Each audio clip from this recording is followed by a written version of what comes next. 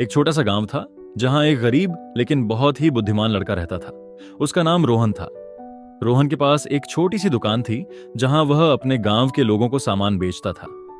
एक दिन एक बड़ा सा व्यापारी रोहन के गांव में आया। उसने रोहन की दुकान देखी और उसे अपनी दुकान बेचने के लिए कहा।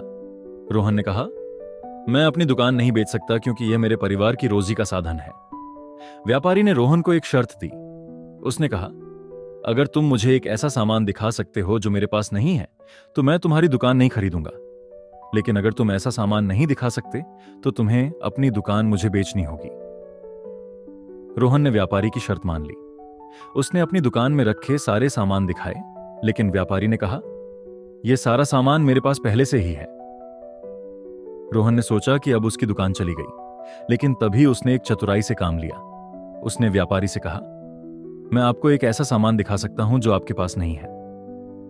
व्यापारी ने कहा, क्या है वह सामान? रोहन ने कहा, वह सामान है मेरी दुकान की चाबी।